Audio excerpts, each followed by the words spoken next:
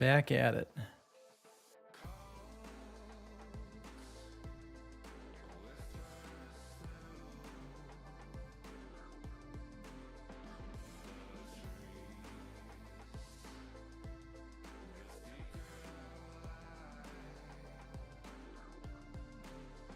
Trying to figure out what we were doing last night. Remember that real quick. Bit of a pain in the ass.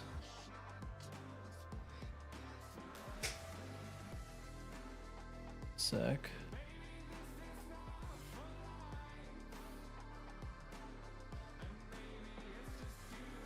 All right. So what were we doing last night? We were building up this little base part here, trying to make this look a little bit more. It's like a little town. We got a bunch of figures rather, some extra pieces up here, but I think I'm gonna actually move these out of the way because I was kind of thinking about this, and I'm almost debating if I want to put this up on a hill. Move a few of these. Cedar tree's probably not going to get used, but I think we might do some hillage here. We're going to open up our 2D panel, pop into our tile palette, which pulls up on the other screen. You can't see it, but you have to trust me that it's there. Again, if you're curious what we're working with, these are some of our tiles. And we're going to do some of our hills. So back this out real quick. Go to, so we got roads. Roads are sitting at a -30. Water is at -35, and ground is at like -30. So, I think I want the little mountain things that we have to be probably below the roads. So we'll put it at -31. Or sorry, mountain or the hills. Do this. 2D object, tile map, rectangular, and we're gonna call this hills, and set this to -31. The reason again for that is because it's going to effectively allow us to get the roads right up to where we want them on the rip. So we got this little area right here. So let's do put in a couple mountain stuff, and I'm just going to draw right over the road for now. Make this appear like it's actually like up just a mountain. Nothing too crazy. Yonder. I go down more. Go down a couple more on the other one. Whilst we're at it, get our curves going. Back over, up, just like that. Spin up to about there, that there, boom, and so now got this little guy right here. Get our entrance up there. There we have it. I actually do our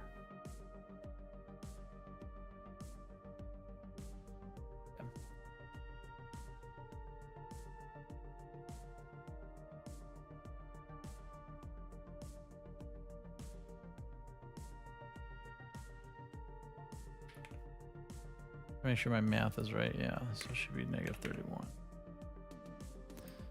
All right, so we'll fix this up here just in a second then. But now we got this kind of little look that we are indeed going up here. So let's select our roads, which will auto swap it over in our tile editor. And we are going to simply just edge those off real quick.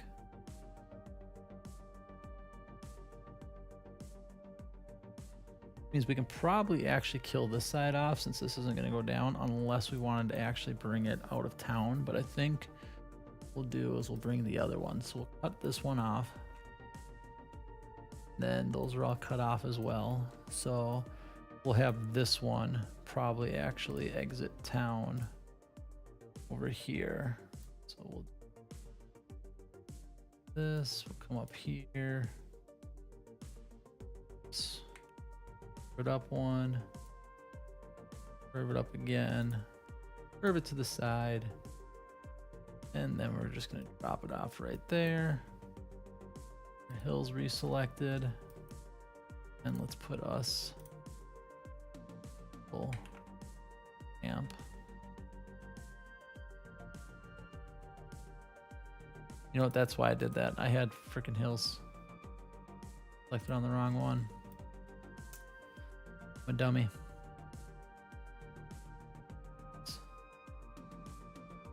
Back to roads and get rid of all this. Wonder why it went weird up to it. Now we have hills actually selected like we're supposed to.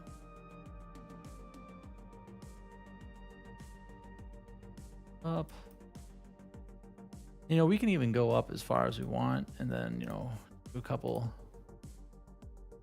fun with it, you know, like bring it over here a little bit, maybe even follow like how this mountain's kind of cut in here. So it doesn't have to be like a big old square or anything like that. I'm sure. Side. Kind of change things up a little bit, you know. It's fun. So here's the interesting thing. Is curving this part out. You see how I don't really have what looks to be something to curve it, but actually I do. Boom. We got all the tiles we need to complete this little objective. Have to remember to look at things upside down sometime. See that? Boom. We'll come through. Actually, let's not go that far. Let's still bring it there. Bring it down.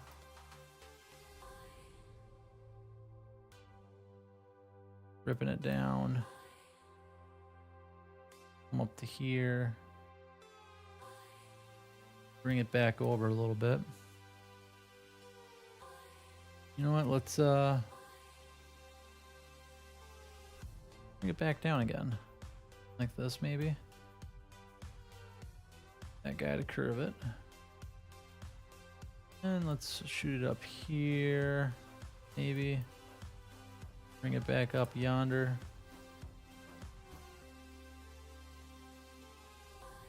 Nothing needs to be a perfect symmetrical, right? Up here with it.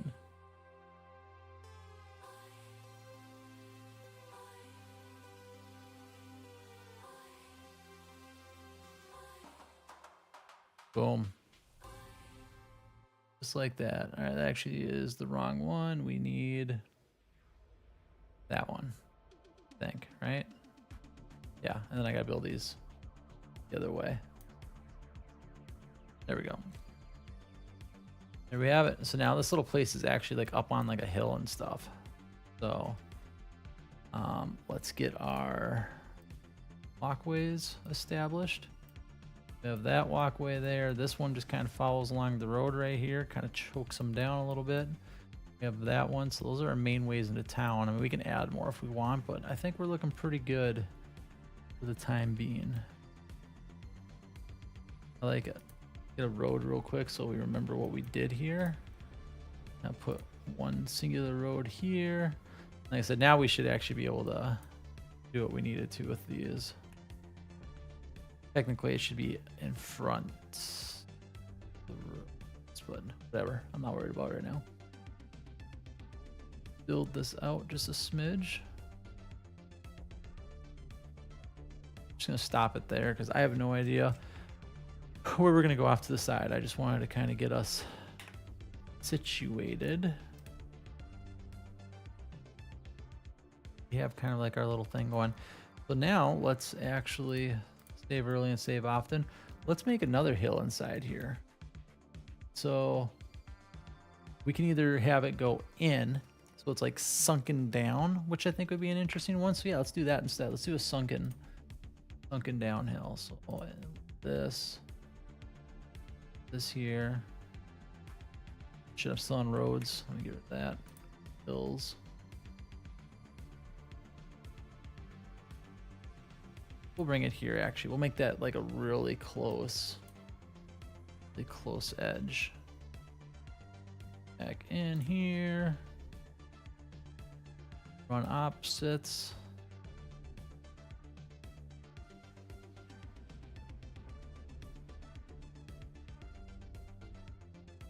Have it come up.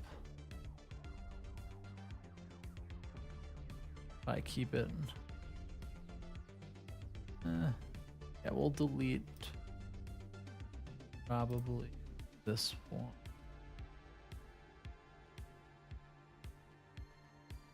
And start cutting over right here and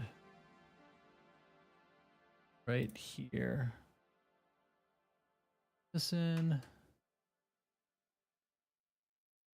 Pop it over. Have the player come down right here. We'll have another spot where they can come up right there. Come up there. Boom, boom, boom. It's like that. All right, cool. So now, what we have going on here. Really save often. Now we got this like little pit thing going on here. I like it. We're gonna build something cool down here. So the first thing I need to do is look at what we have here. So we have our houses, our trees, we have a grass overlay and bushes. Let's select our grass overlay. What do we got here?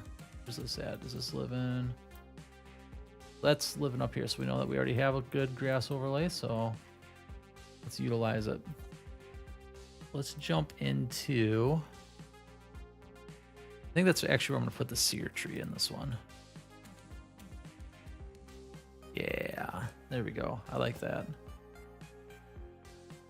Let's go into our assets.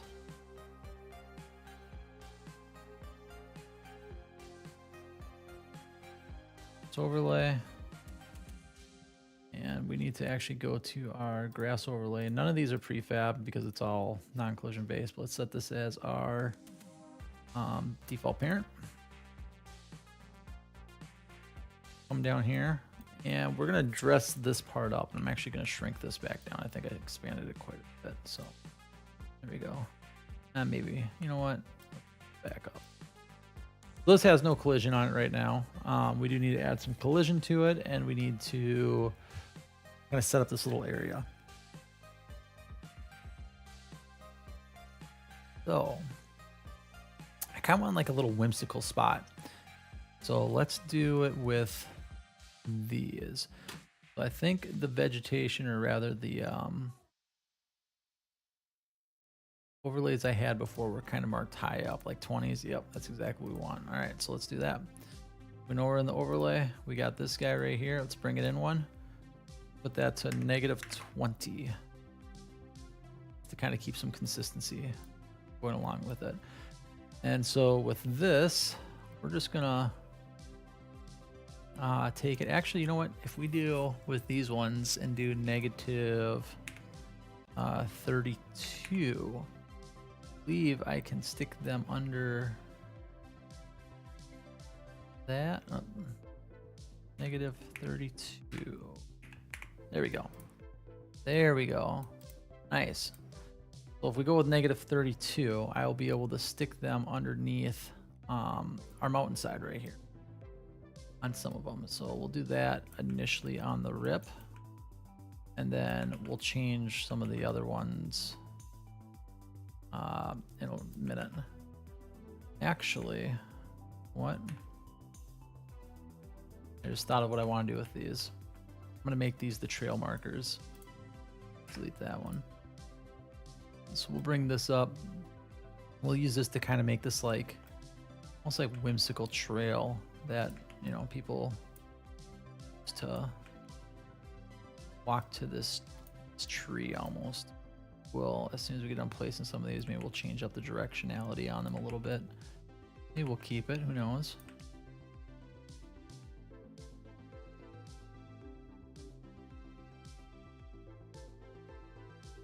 Got so much more of this stuff, I can kind of spare it, so we'll be all right. Big thing is when you're using things that are kind of on the same layer, especially with how we're doing things, is if you start overlapping, you'll screw yourself pretty bad. So since we already know we have the ones placed under here that we wanted to, if I want to continue placing more of these, I now need to change these to -31. And the reason for that is because now I can place them over top and it's not going to actually affect the engine negatively. What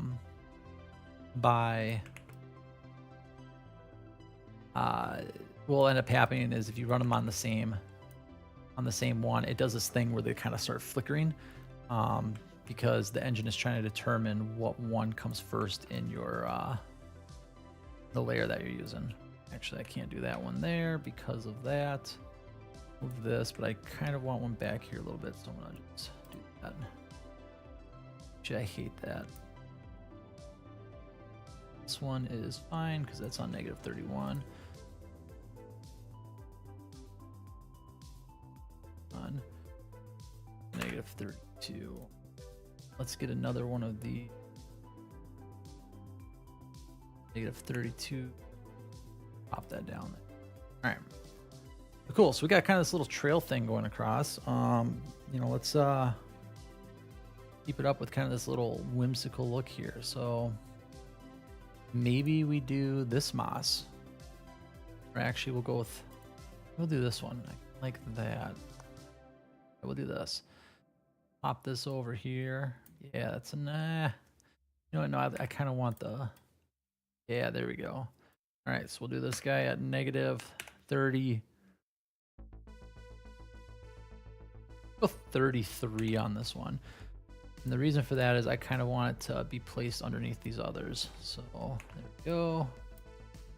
Around. We're kind of dressing this up now. It looks a lot better down here now.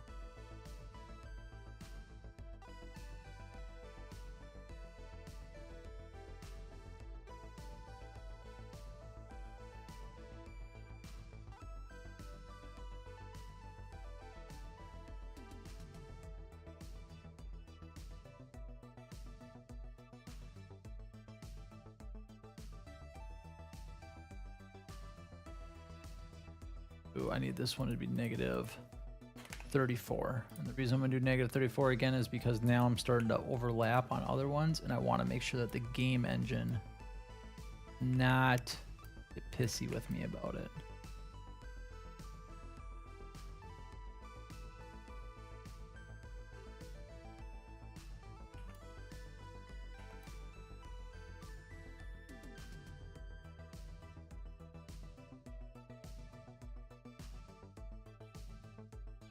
All right, so this is starting to look pretty cool. I dig it. Might need to move a couple of these close ones a little bit more underneath the actual walking path, but yeah, I think overall that's starting to look pretty solid. So we have that one built up. So now we'll do another, I guess, kind of whimsical look again. Let's see here.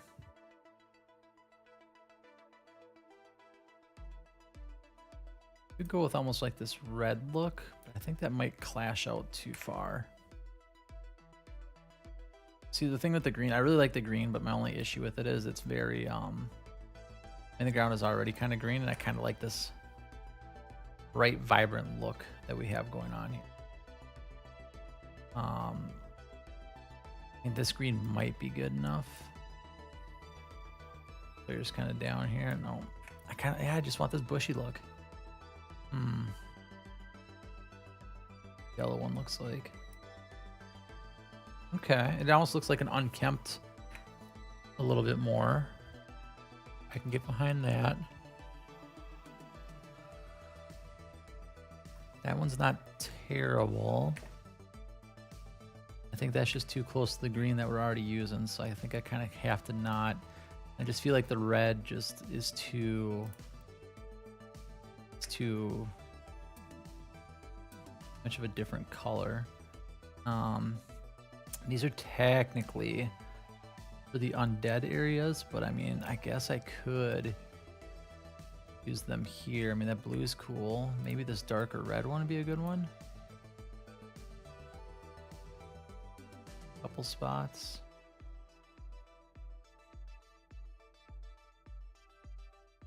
Do this one. Okay, yeah, there we go. There we go. We'll throw some color in on with that, and that actually matches up pretty well. All right, so let's throw this at -31 for it. Actually, nope, sorry, -34. Let's go with that. Yeah, we'll bump it back a bit so it goes under here and goes under everything else. See that? Now, we're gonna just kind of... We're gonna fill in a lot of shit with this, so we need to just make sure that, you know, we can overlap. We can have our regular ground, like it doesn't hurt to see some of the regular ground grass under stuff.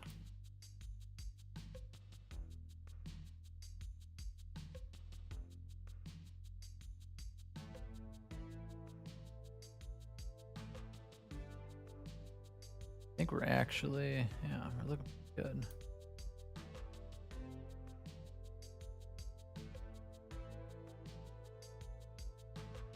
Gorgeous, absolutely beautiful. That.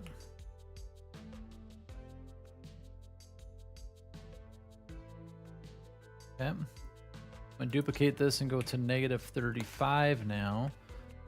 I have to put some underneath a few spots again, avoiding our engine from falling at us. This corner.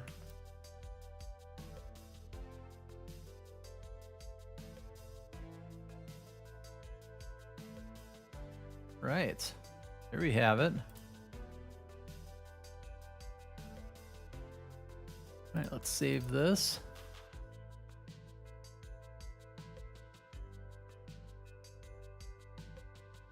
So now, as I'm looking at this, I'm going to duplicate this, go to a -29. That is because I want to fill in around the tree a little bit. Remember, it's like a walking path. The whole idea is they come to this particular tree, so really want things to kind of stand out on it. There we go.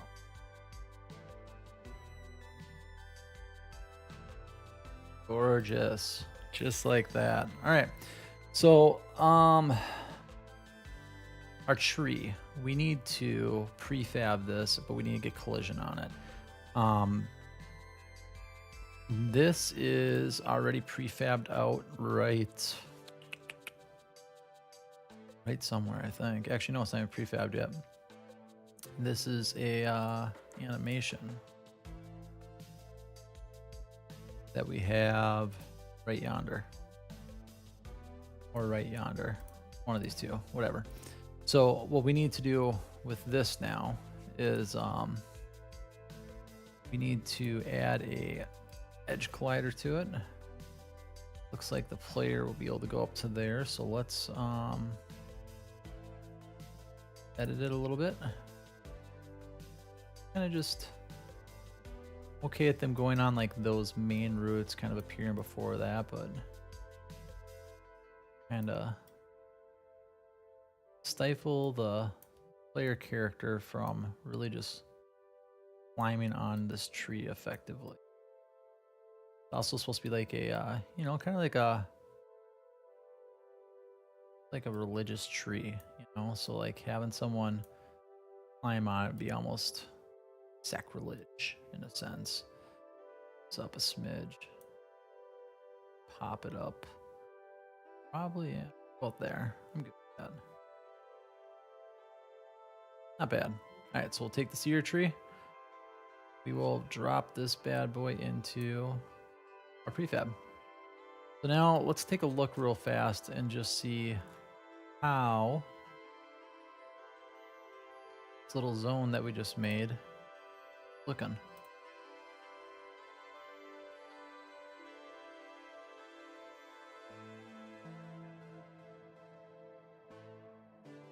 Right.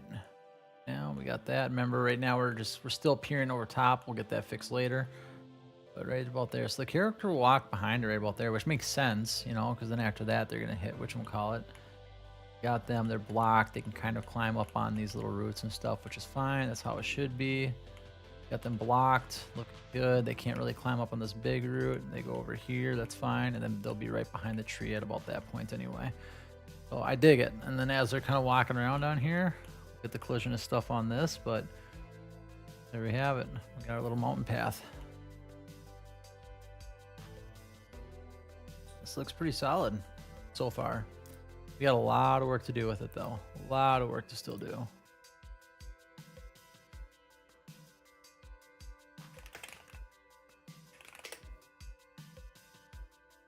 All right, so let's continue dressing things up real fast. I have a waterfall fountain. I think I might put this in here. Bring this back out. Right.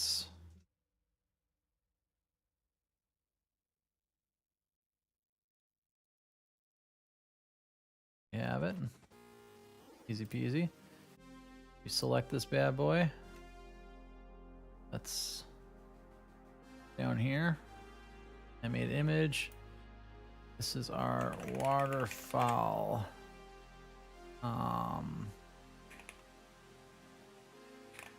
Waterfowl fountain. Save it in there. There we have it. Let's add glider to it.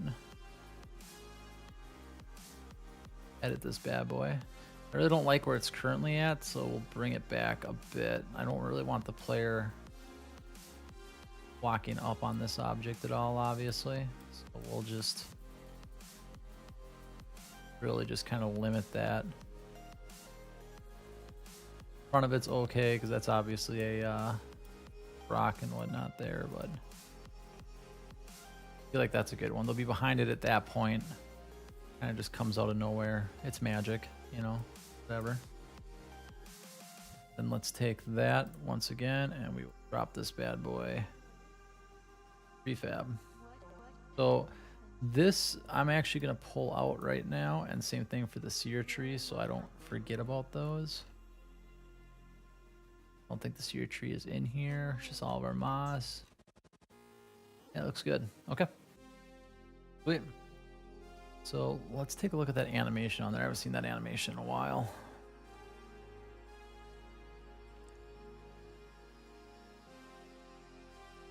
Yeah, it's looking good. Nice little spot for it. We'll dress this up.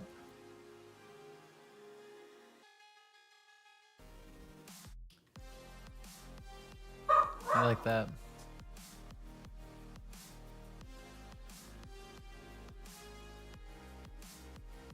All right, so our grass overlay. We have our trees. Let's go into our bushes and set this as the default parent. Pop back over to our assets and let's look for our plants. There we go. And we'll just start kind of dressing this up. None of our plants need to have collision or anything else. The only thing I'm concerned about is where like the player technically appears behind them on, so we still need to some of these adjust the axis location for it. Not a big deal. Let's start by dressing up this corner. Got this cute little flower thing. Let's put a couple of these just there in front. Put maybe big flower as well. Here.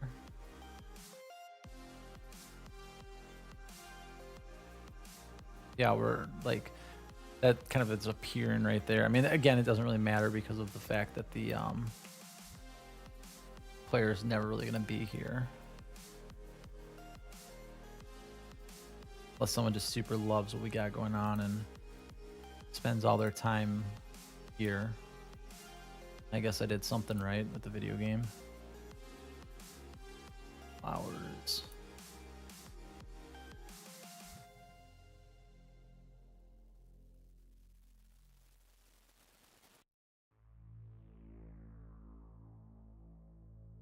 And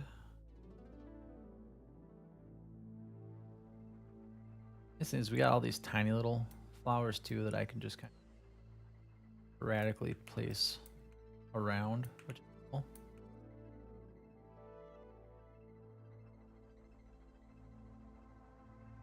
We have 4 of them, so maybe we almost like a 4 corners thing. Like these little flowers will be kind of based in the corner of where the player's at here.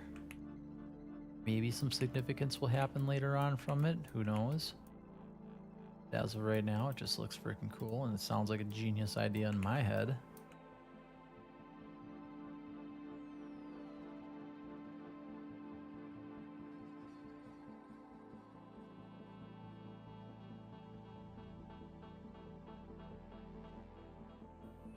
I want to put one of these here.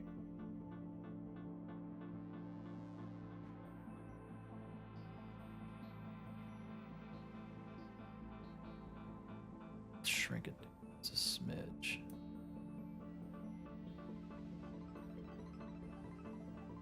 Do one of these also. These are big, so I know I have to adjust the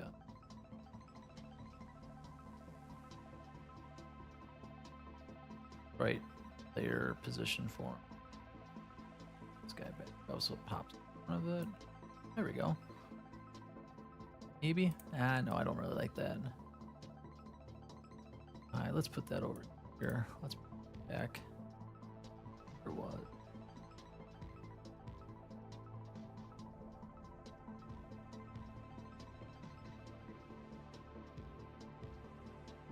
It's fine.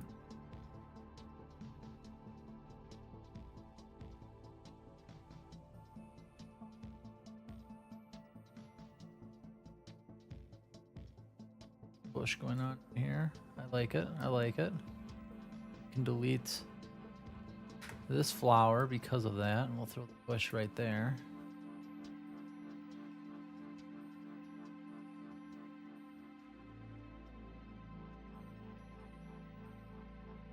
Then yeah, let's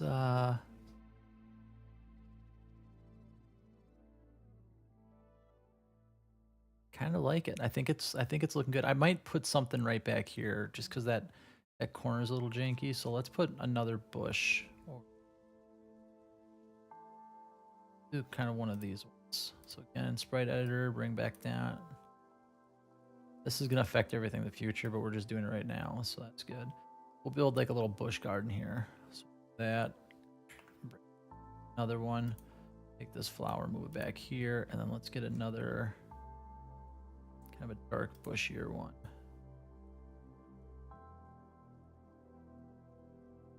Pop this in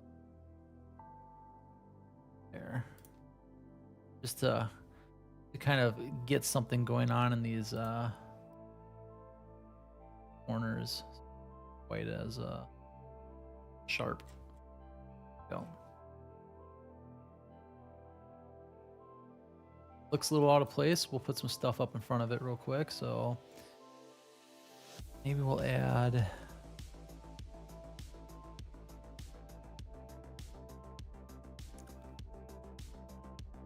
something smaller in front. I don't really want to go something massive.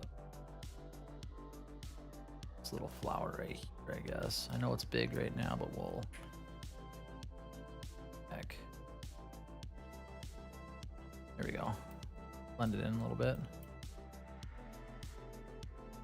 A it looks too busy actually. I'm not sure if I like this. Way busy.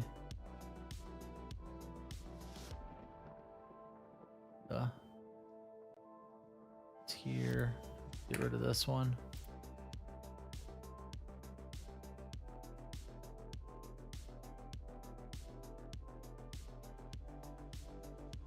This one up here and just kind of put that one back in the corner. There we go. It actually looks like it's not just being placed there to cover something up like it is.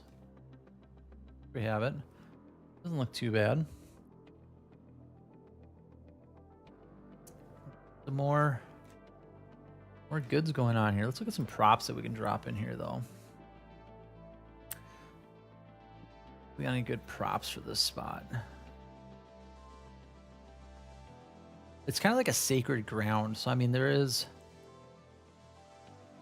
we can do some fun stuff. Oh, here we go. This will be good. So bring in one of these. I really love these. I had Oksana actually make these for me. I went to Vegas a few years back ago and can't remember what hotel it was, but they had this like garden in it and it had these like really gorgeous like wood carvings, just massive. And it was in one of their little, you know, like I said, it was a garden area.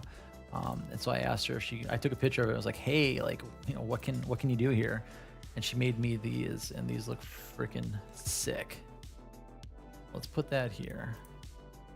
Dress up that side in a second. Not quite there yet.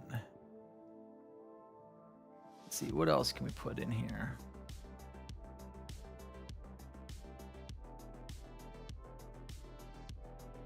All these gravestones. I mean, we could put gravestones there. I'm not necessarily opposed to it, but I mean, I don't know if I really want it to be a graveyard as much as I kind of want it to be a not really holy site, but you know, something of the sort. I'm okay with runes. Runes would be fine here. Lots of rocks and stuff. I'm just scrolling through until something just clicks, and as soon as something clicks, I'm pretty sure we'll start placing. Really just diving in on it.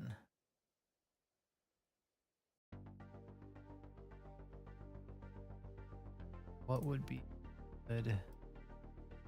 There are plants. We could go with some like bushy tree, shorter ones. Maybe we should put some trees down here. We could do that. Got like the small trees right here, which would fit pretty well.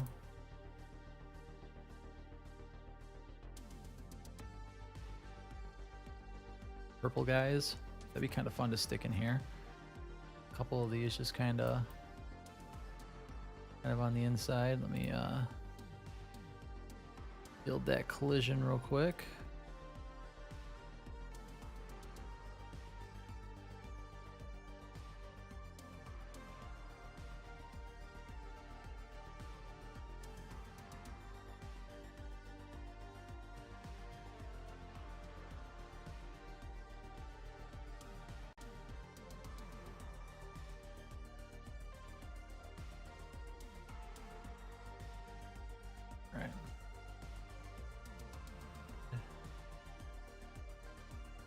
Prefabbed.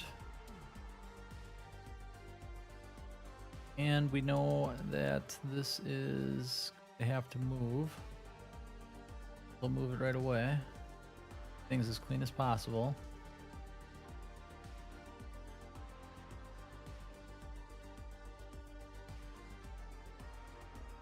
Super clean. Clean as possible. Trees all the way to the top. I need this one. Did I put anything else in here that needs to be moved out? Sides, totem. That's it. Okay. Let's make this our parent real quick. So I'm gonna just take and do a few of these. Kind of snuff them around a little bit in random locations down here.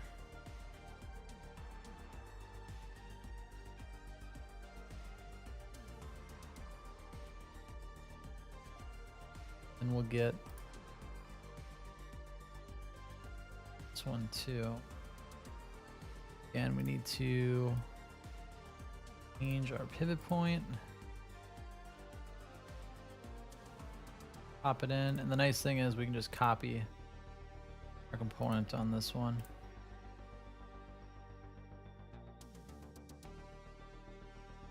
So, and then everything else. We want to prefab these. I do not want to block the do not want to block this like road thing that we kind of got going on here. So that's a big no-no. Trying to place around in different spots and build the shrubbery, and we'll actually maybe build some foresty stuff here on these edges and everything, kind of give it a little more pop on it. Right now I'm thinking that looks pretty good. We have those trees that we already know exist. It's up yonder. Let's take that one. Let's take this one.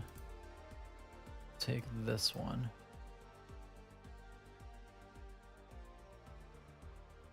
Take them for a ride. All right. They're too big to go inside, but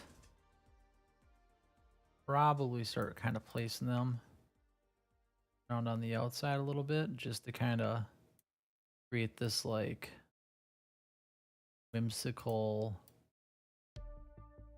spot is what I'm thinking. So we'll move, you know, kind of build these just around. I probably do need to do a connector actually from this board now that I think about it. So let's do that real fast while we're fresh in the mind. The 2D tile palette, we'll switch it over to our roads. And then we need to go with this one here. Allow us to connect it and bring it down. And we'll hit it with one of these. Stop it right there. I dig it. That back out. Save it. All right, so now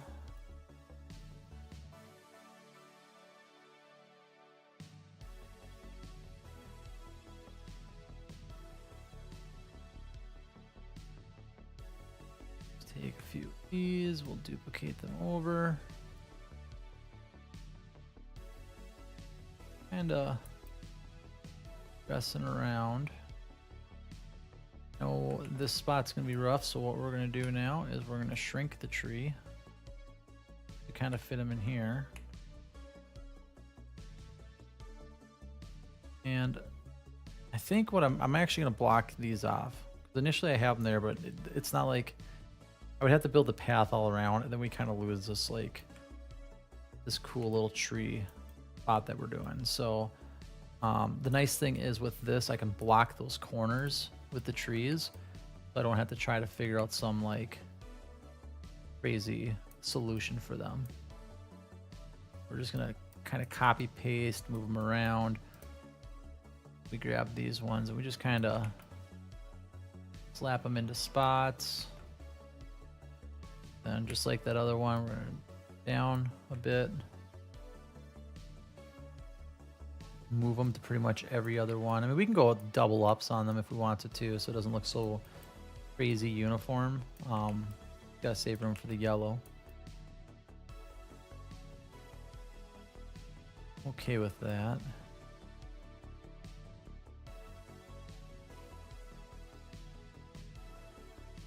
Grab this yellow one now. Right here. Yellow one. The one there. Maybe we'll do one front and center. Back here.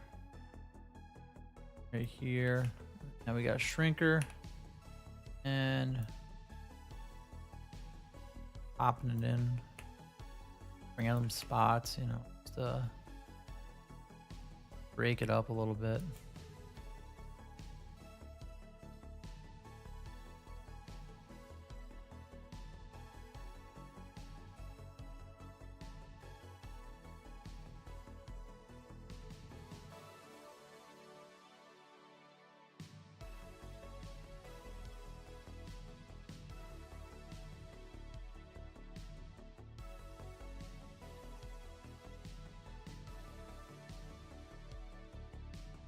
Go.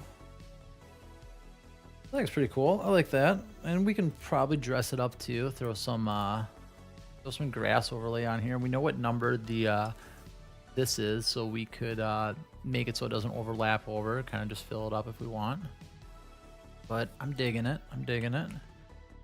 Another one like right here. We'll shrink it down.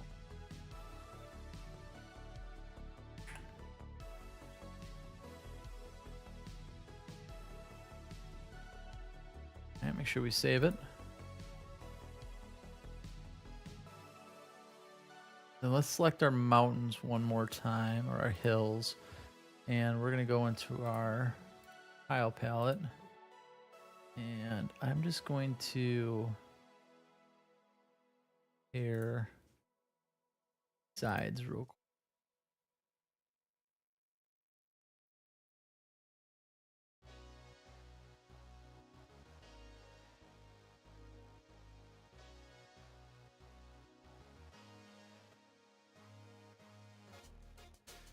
This one. There we go.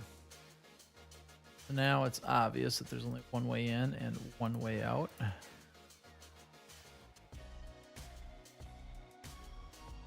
So we'll select RoS real quick.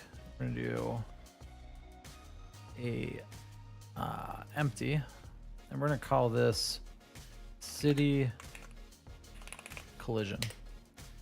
And we're gonna bring this up, and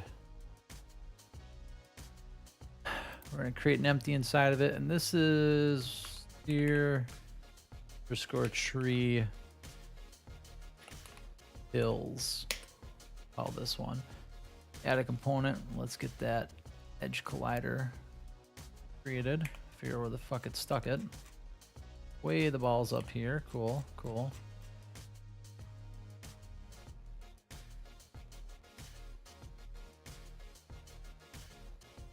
Alright.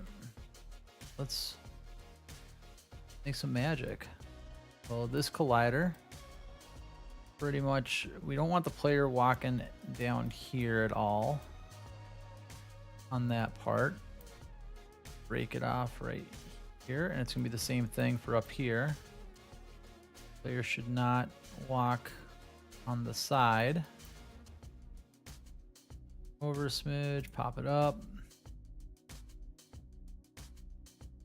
And this part here, I'm okay with the player obviously walking into a smidge because of their head height and everything. Pull this up like right there. All right. There we have it. There's one of our main collision points right there. So let's test it out.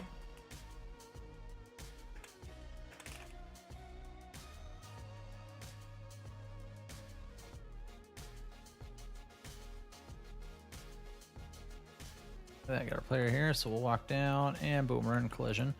But while they're here, okay, so I gotta bump that down a bit because they're obviously walking up it.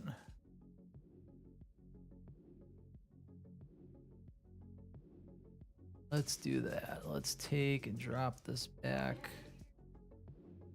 right here. Should be all what we want to prevent the player from stepping on it. Oh, while they're here. Yeah, look at that. Boom, stops them right exactly where we want them, at the base of it. Like that. Good. Not able to walk over here at all because they're obviously down in like a pit area that finish up dressing, but a minute. Or see your tree all animated, looking glorious.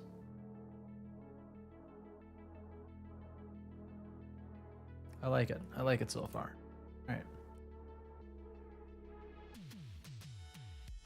So now going to expand on this a little bit.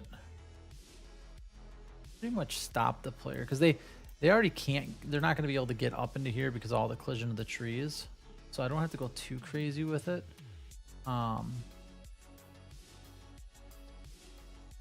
This is kind of the idea right here is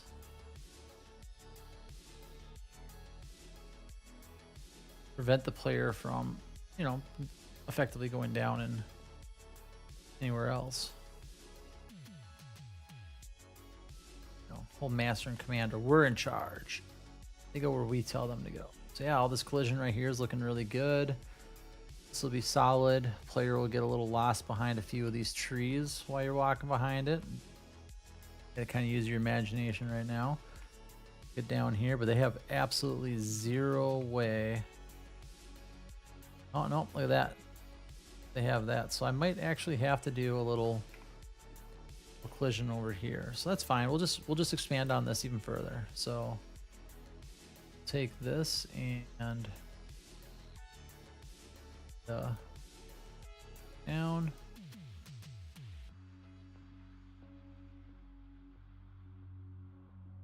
Magically gets here, like shit happens scenario. Hopefully they find a way out.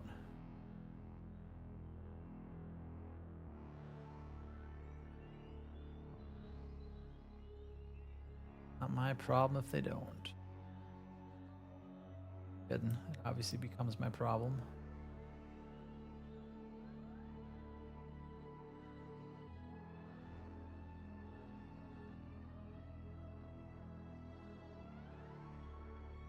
Pull this back.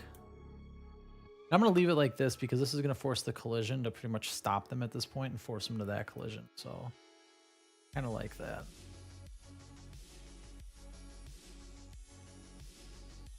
Little horns there. Smidge. All right. Save it. And we're going to come through that little area again. Little secret spot. We already know that we can come over here. That's fine. Can't walk up anywhere over here. That's good. Good.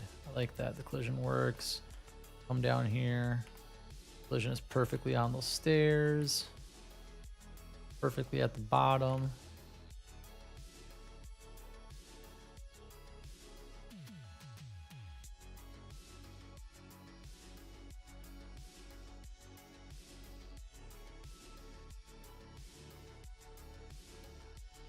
Walks over here because they're shifty.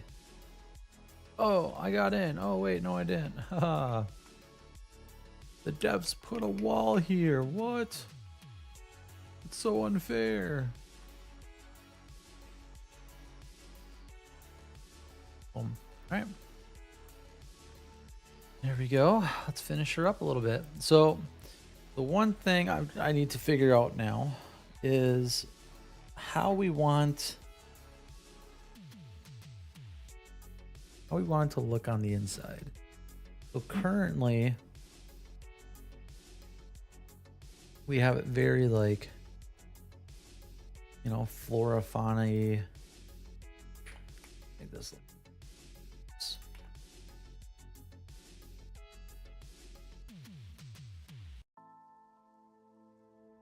But what do we want to do to spice this up a little more? I mean, we can go start tossing some. I mean, I got these stumps. I guess the stumps would be a good thing to kind of throw in there. We obviously have a bunch of trees. So we could throw some stumps in. Other dead ass trees.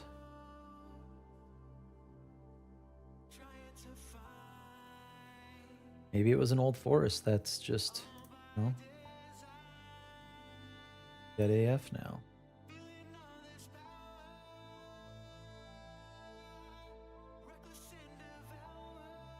And this is needs to be in trees. Oh, never mind. We're still in trees, so we're good. Adjust this collision point a little bit. Down.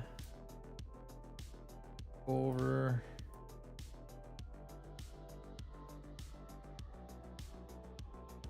And up a little bit. There we go. That's looking pretty good. And that is now prefab. Okay, so let's take this stump. Let's just put it in a couple other spots, you know, like maybe this, the forest or something.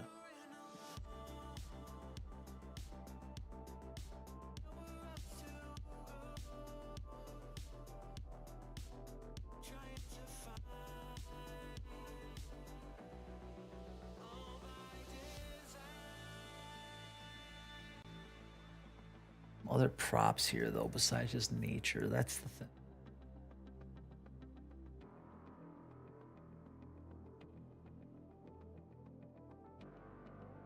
What we could do.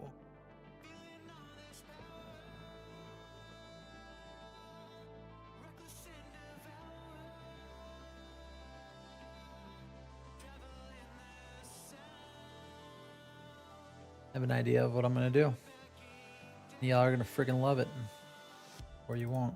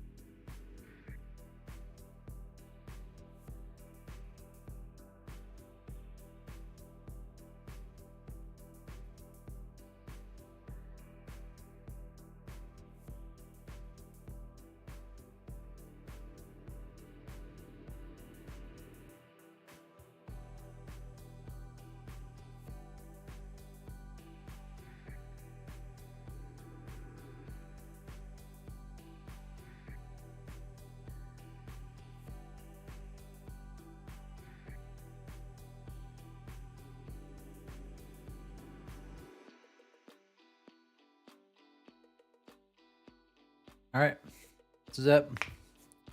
That's where the money's made.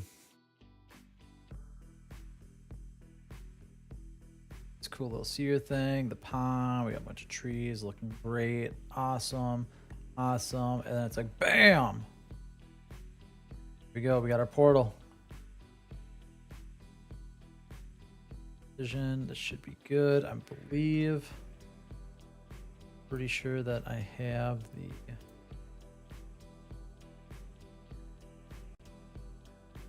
in the center, so there should be all right. I might have to move it, but it shouldn't be a big deal if I have to move it.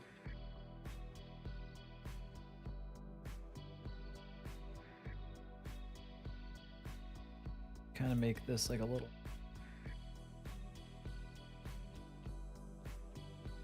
This was once a forest type.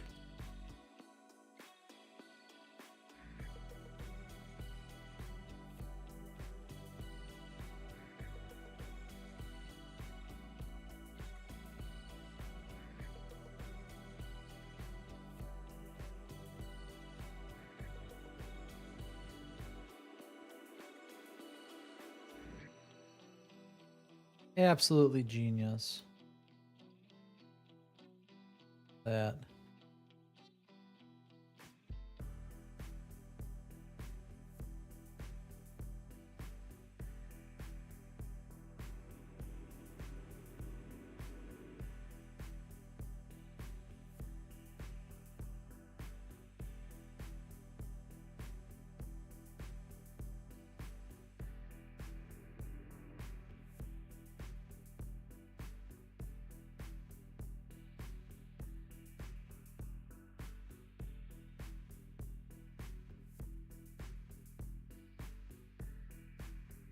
There of it. That. Go. This place is kind of come together. Let's steal this tree.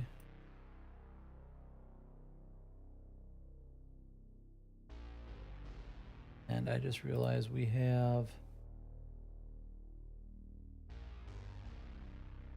a ton of trees in the wrong spots. Let's get those moved to the right one.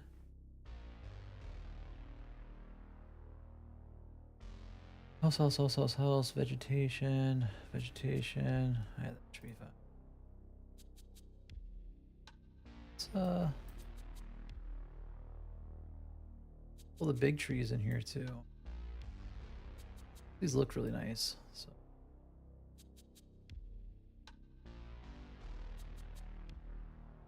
I don't want to block the portal too much since obviously reasons. Then let's do some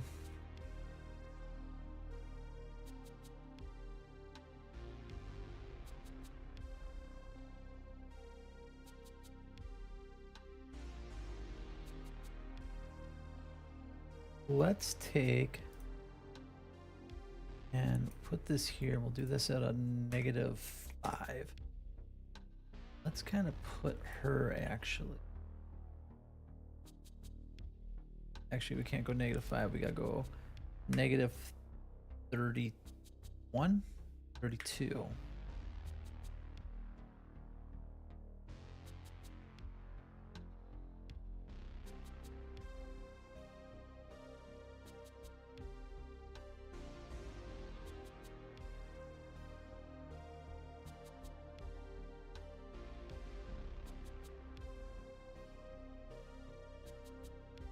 Go.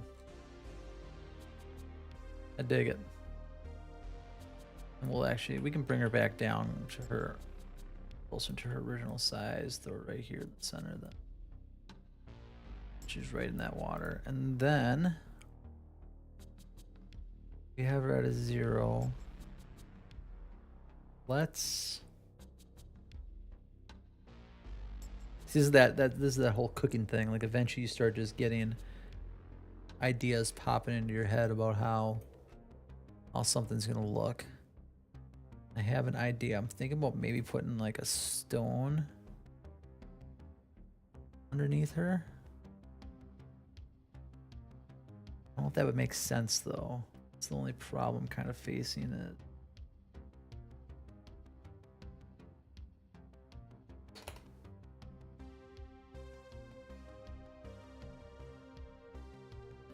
I like that idea of having. Never mind. I think maybe I'm okay just having her kind of sit in the water for now. Just kind of chilling, kind of like a Lady of the Lake type deal going on. I could grab our water from up here since it's animated and kind of have it, but I'm not worried about it right now. We'll deal with that later. But I think what I want to do though is take in the plants. I have some grass. Yeah, like these bushes and stuff. I think I'm gonna populate these kind of around it so that Can't really tell the tile goes underneath.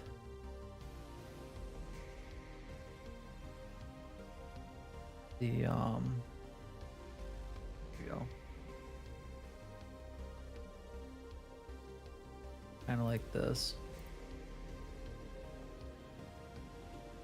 Just to kind of hide the fact that this is hidden underneath there. Kind of pack it around. Do a couple more of them just in like random spots or so, just to kind of fill it in a little bit. Make it, you know, make it just look like it belongs.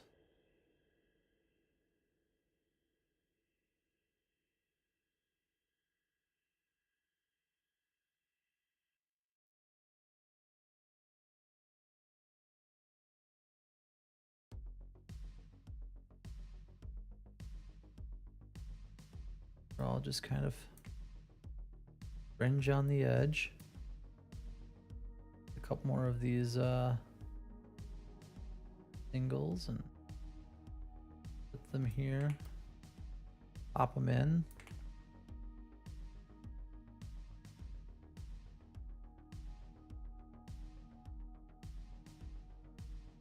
There. Here we go.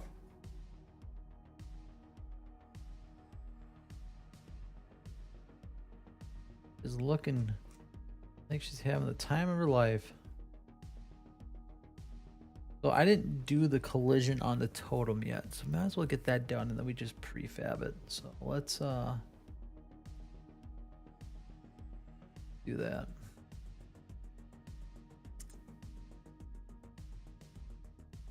Up a little bit. Player can step there, that's fine. Over, player can step there, that's fine.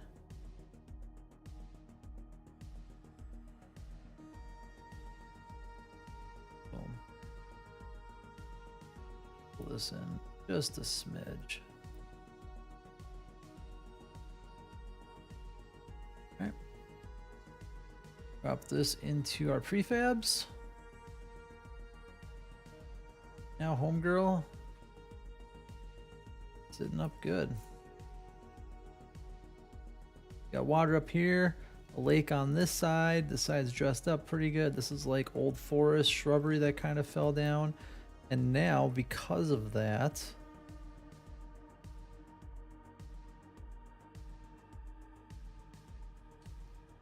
let's throw a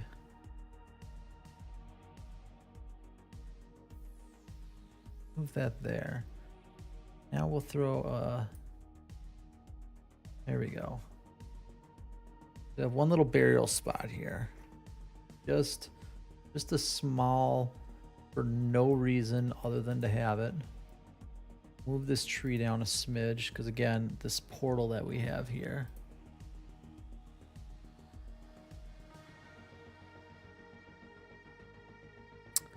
I dig it. Digging it. Spot right here is looking pretty good, just south of town. Look at that. We're still working on the town. We haven't got that done yet. This kind of just popped up randomly today, like something to do while we were trying to draw things together. So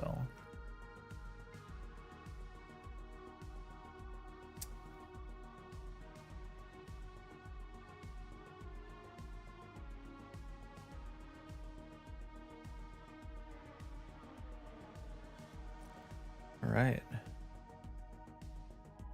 Anything else we can do to kind of dress this up? I'm thinking, you know, we could probably actually do the statues on here, maybe. No, I don't want that to fit in.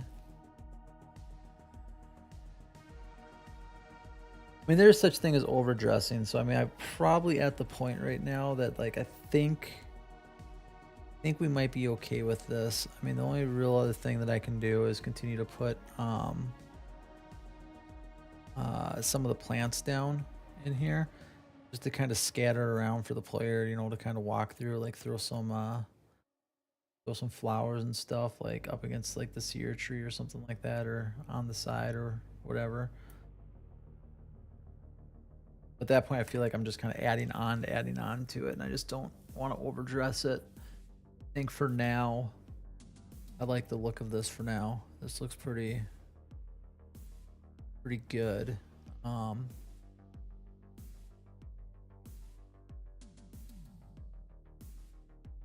Yeah, I think that's good. I think I like it. That's a nice little spot right there. So hopefully I didn't mess this up too bad. I moved around a couple points. Other objects like this blue one and stuff. I might have moved that on accident because of it. Good.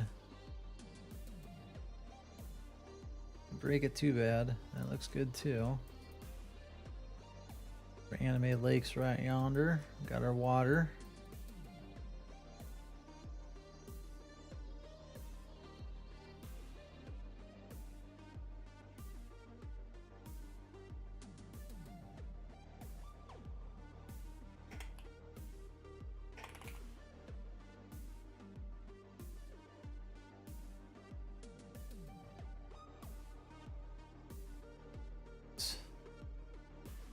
Then we have our main town again.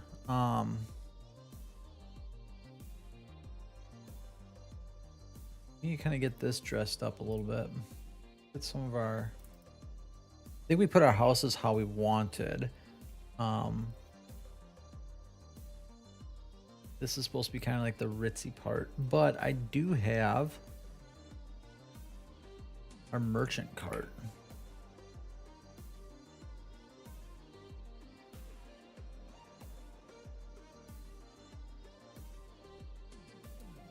Let's figure out, they are probably, that would be behind at that point. Let's do that. Let's add our collision. Edit it a little bit.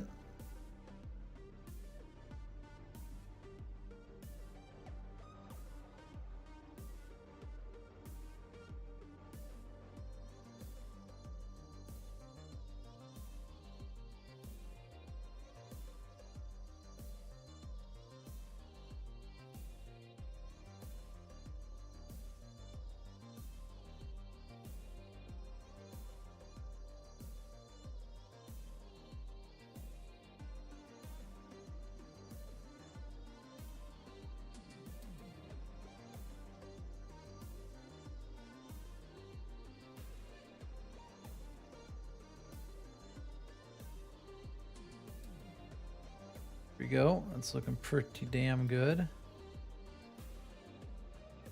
That down. Right here. All right.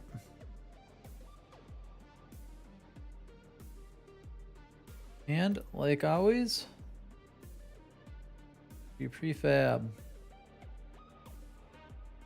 The gravestone.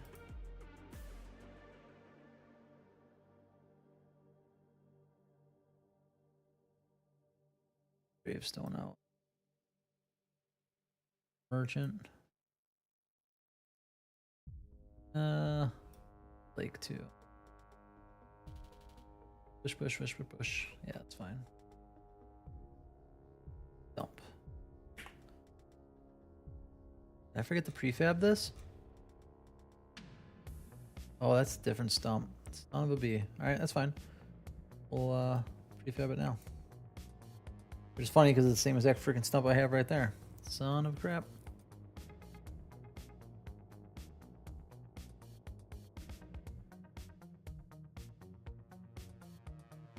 Here we go. We got our merchant in the town.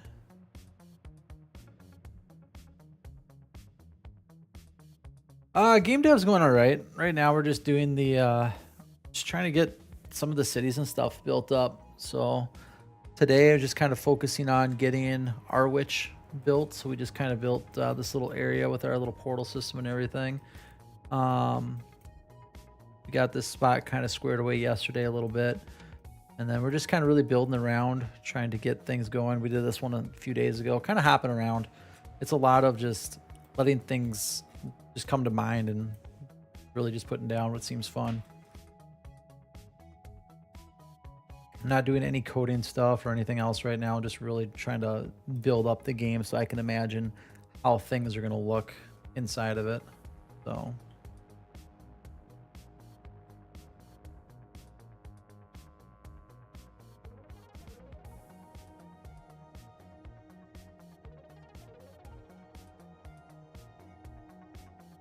right? Yeah, I mean it's a pain in the butt though. Like we got just this massive story that we kind of want to tell and like a huge world. So, we're yeah, we're at that point right now where it's where things are going to live, how dungeons and all that other stuff are supposed to be kind of played through. A lot of it too right now is getting the prefabs squared away because none of that's been done. So I've been having to prefab and set up a collision. So yeah, that's true. It's hard. I've worked with a lot of like writers too, back in the day to kind of like take the ideas that I've had in my head and just kind of make them super intricate. One of the games, like my favorite game of all time, is Asheron's Call, and this game has some inspiration off of that. And they had some really good story writing. They did like monthly releases that upgraded the story and added in new stuff and everything. It was just really cool. And someday I hope and aspire to be to that. But right now it's more of just getting the game built and people playing it than anything else.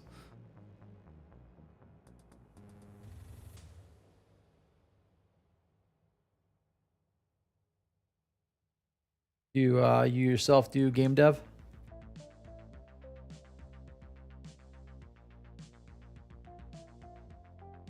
Okay. You have any games released then that you've completed?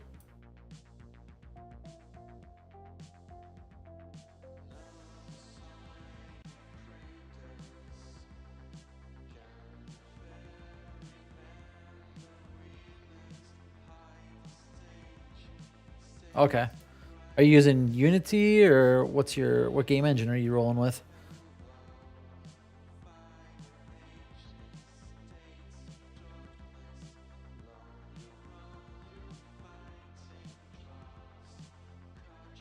Oh, okay. How are you liking it? Godot. Godot, however they say it nowadays. Okay, fair enough. Yeah, I don't know, like they had that whole thing with Unity a few months back ago. Um and I know a lot of people went over to it. Like I mean, they had that mass exodus because Unity was like, oh, we're gonna charge people per download or whatever. It was crazy.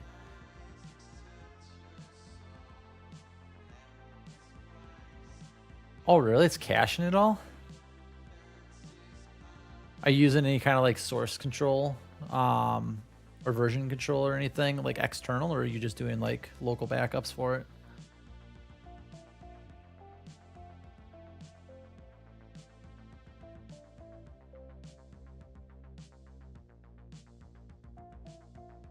Okay, gotcha.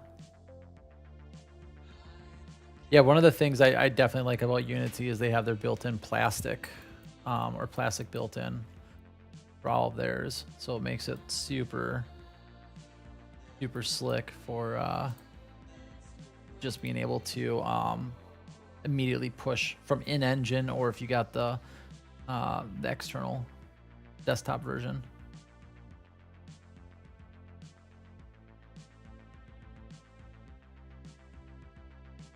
Yeah, I mean, it's literally just right here. I can push everything from here in engine and just call it a day, and it's super freaking cheap. Yeah, it's so Unity purchased plastic 2 or 3 years ago. I want to say now. I can't remember how long ago it was, and um they have two edge colliders on. Sorry. Yeah, they purchased it a couple years ago, and they integrated it directly into the engine. But they also I have the desktop version. I don't have it up right now, but I also have the desktop version that I prefer using because I work with another developer on this project, and that way we can just do a better job at you know, our comments and our repo syncing and so on and so forth. So where am I? More desolated area.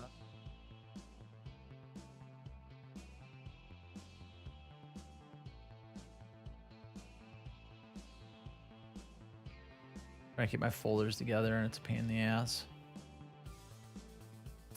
It's good. The guy that I work with, I've worked with him for a few years on just different games, different proofs of concept and stuff. Like we were working on a kind of like a space simulator shooter before we kind of decided to go back into this 2D one.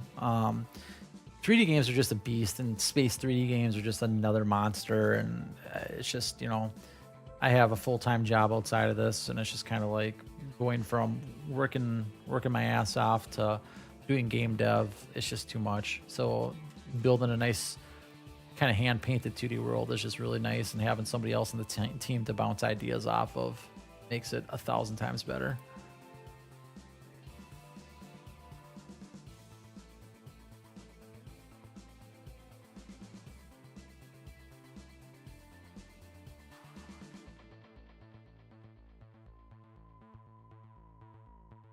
But I mean, this project here is only 2 of us at this point. So it's pulling in other people that kind of have the same work mentality as us, and just kind of communication seems to be really difficult. And also, I mean, you know, I can't pay anybody to work on the game right now, so that's also kind of another bummer.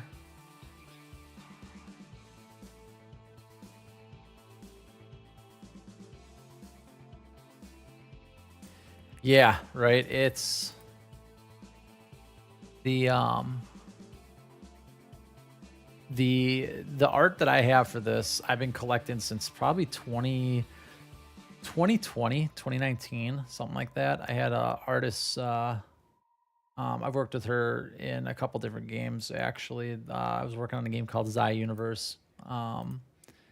And yeah, she is just fantastic. I mean, everything you see is just, you know, it's hand drawn, you know, that she did. I got just tons of this, and it's just absolutely gorgeous art. So, but I did pay her for all of the work that she did. So finding an artist that will work for free is damn near impossible. That, or you get some, you know, someone who just will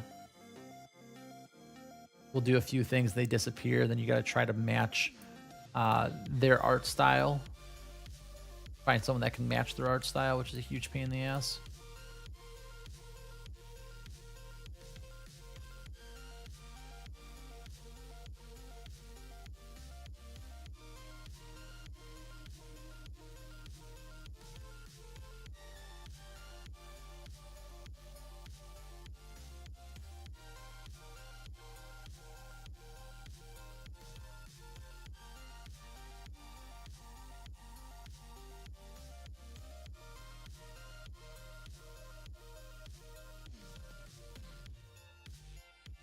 Yeah. Yeah. Do you, I mean, do you do your own art then right now, I assume?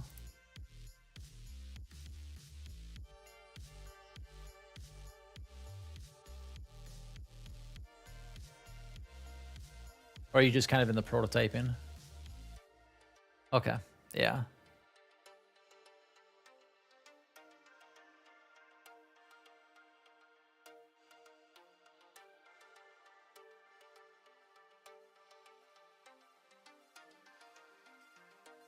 Yeah, it sucks. I mean, most of the people that I've found to kind of work on projects, I either use like Reddit's I need a team or the Discord or so for it. I mean, you do get some solid people, but I mean, you know, the dev I work on with, you know, for this game, I don't know, like I mean, we've been working together for a couple of years, and we started kind of working just, I mean, we're actually technically working on the old iteration of this game. And then we kind of bounced around doing, like I said, other prototypes and things until we could find something that clicked. And then him and I were finally like, you know what? I really miss the art style of Runes of Shadow, and I missed the gameplay story and everything else. Let's go back to it. And when I went back to this, and we haven't looked back since. So.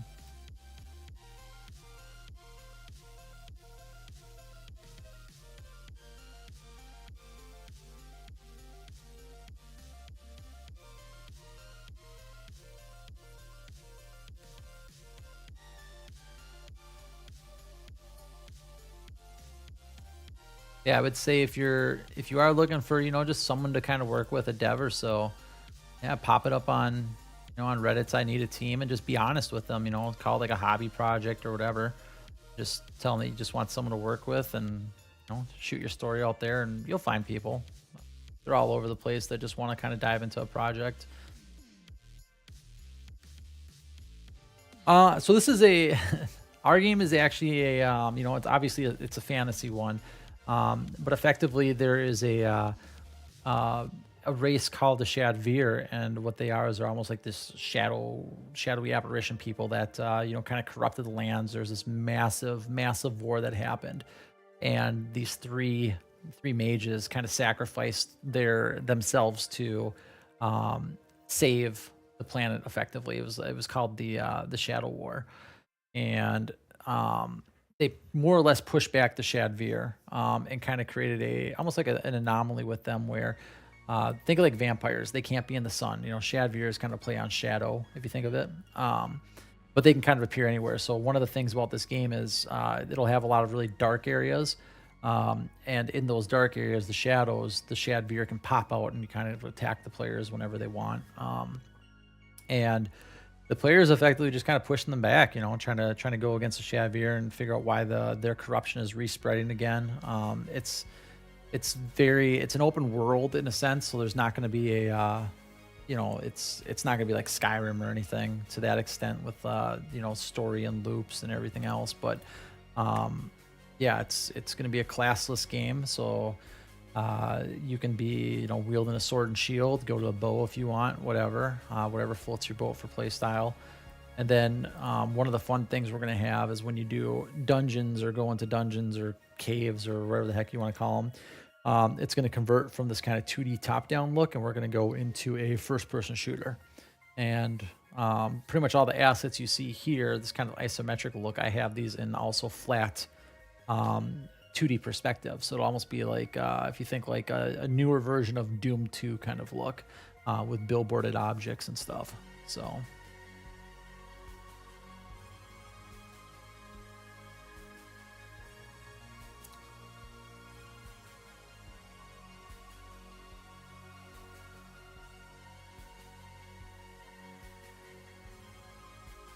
without obviously giving away too much of the story, plot, and premise.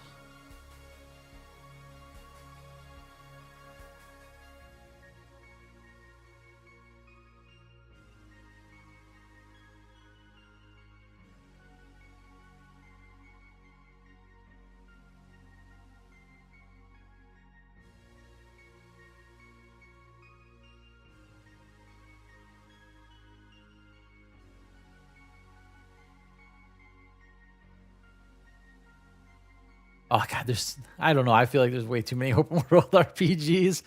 It's I mean, yeah. It's I hope the big selling point, of our game is, people just really like our story when we break it down, and the art. I mean, I'm really proud of the art. I think the art looks great in the game, so that's kind of what I'm really hoping others will enjoy as well. Is they'll look at it and say, hey, this looks freaking sick.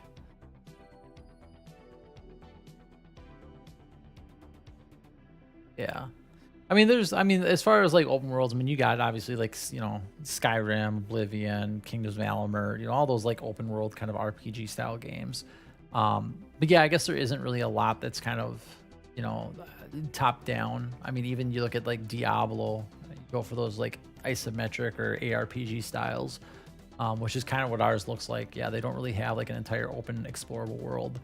The big thing we're really pushing for is, like we want our game to be about the journey as well. So, you know, you play modern games and a lot of people just kind of rush through the story and rush to the end and just kind of call it a day. And we kind of have a plan to really expand on this, or to continue to expand on the world. Not necessarily like a live service game, because those are a disaster, but you know, something that's kind of evolving and growing. And you know, I really hope that, you know, people when they play the game, A, enjoy it, but B, they kind of crave more of that, you know, like what's going to happen next and so on and so forth.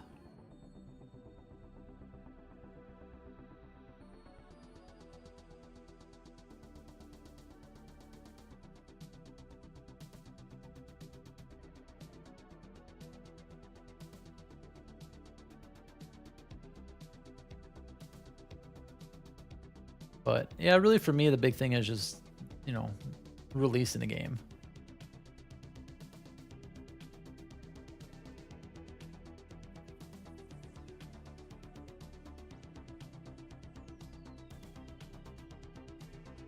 Right? Yeah. I mean, having a super grindy end game and then it's just kind of like, you know, what am I doing here? Like, this isn't even fun.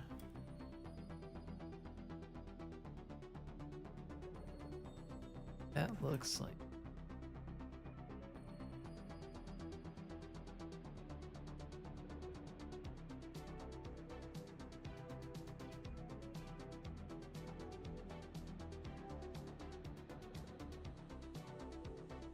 Do you have your story and everything else for your game already figured out then, or are you just kind of building a game and seeing where it takes you?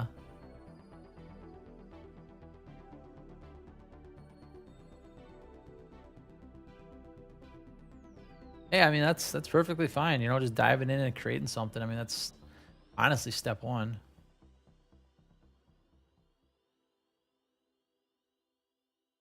Holy crap, that is massive. What was that? Oh, those are front facing. That's why.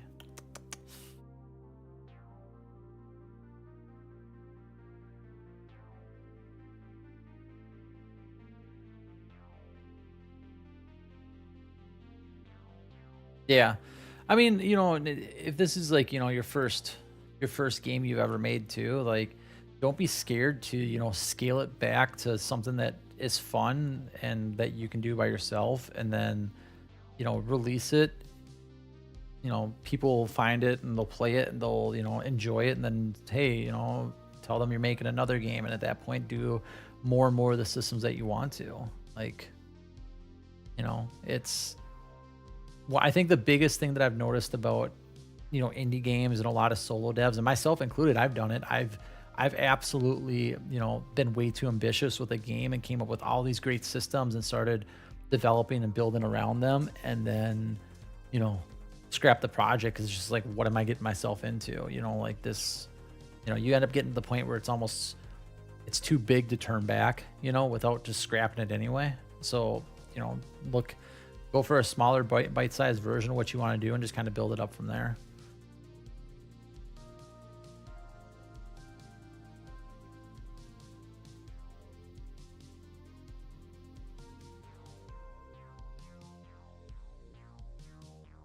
Don't be scared to fail is probably another big thing. Yeah, motivation is a huge pain in the ass. Which, I mean, again, getting yourself someone that like a team member that you can work with, finding someone like that helps a lot with motivation. Especially once you start doing like really cool stuff, like getting systems in, and seeing how they actually work. You know, maybe even boss encounters, fights, and all that other good stuff. Once you start getting that, oh my god, your motivation just immediately shoots right on up. Um, you know, it's even just small stuff. So, like a boss encounter, or your character moving in the world and animations working, or, you know, climbing a wall, or, you know, death animation looks really sick, like stuff like that. If, you know, you're kind of demotivated but you got someone you're working with, and all of a sudden like, hey, check it out, we got this in here, and it's like, oh shit, that's awesome, and suddenly, you know, your ideas are rolling and you just want to kind of dive back into it. Like, I can't stress enough, you know, if you're solo dev, if you like that, more power to you. You know, feel free to have at it. But if you can find just that one person that you click with, and you know you're on a team together, and just kind of keeping it, not really even keeping each other accountable, but you know, just someone to even just talk through ideas and stuff with. I mean, that'll keep you and your project going forever.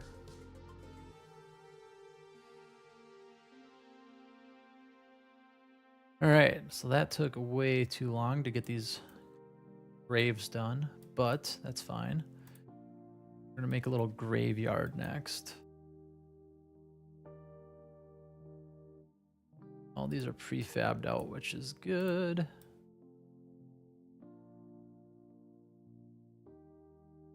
Don't think I'm gonna worry about turning any of these.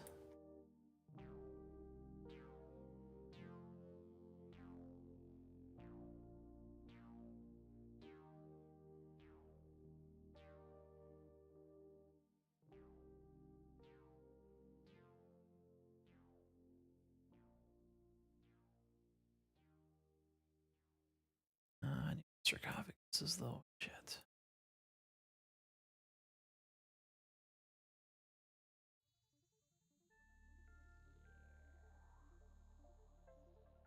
So what genre did you say your game is? I can even see on here. Hey, you didn't mention your genre. Yeah, what kind of game is it? What do you got going on?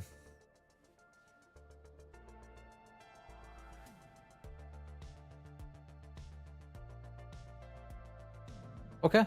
Little farm sim, nice. You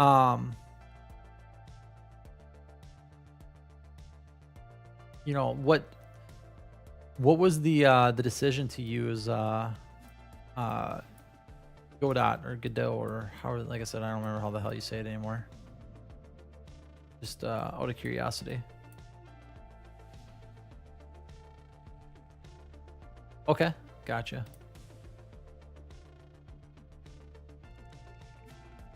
Oh god, Unreal is a beast. Wow, when I was working on Xi Universe, I was in that engine for freaking 3 years. I will say though, it had a way better level building system than Unity does for 3D. Oh my god, light years ahead.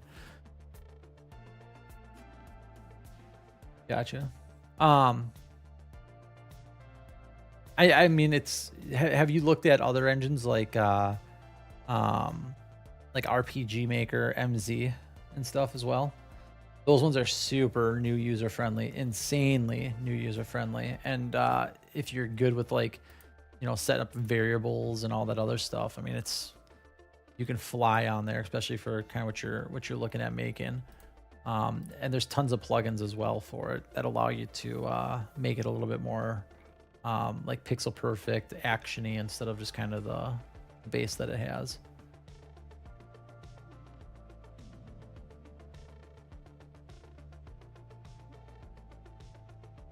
Yeah, I mean, there's let me see if I can find it. Hold tight.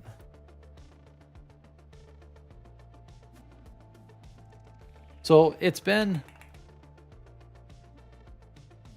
I'm gonna drop this link in the channel. Feel free to take a peek at it. So this MZ's been out long enough now where plugins are starting to come in, JavaScript plugins, to really modify the game and make it look just sick. I'm actually really impressed with the ones I see. The reason I linked this up is because I played around with RPG Maker MZ for a while, and there's different action RPG plugins, but this one, the developer of this particular one wanted it to look and feel like a Diablo game, and I think that they absolutely just nailed it with it. Everything can be done in JavaScript on there. There's hundreds, thousands of plugins to do it as well, to really modify things and make it look good. It's just, you know, you really just got to kind of get good with that engine and do it, and get used to things. But yeah,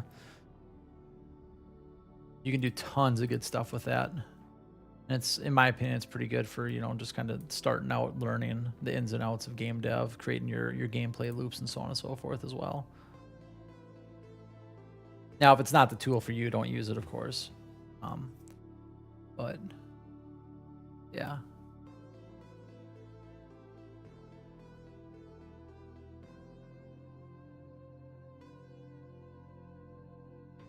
Let's see.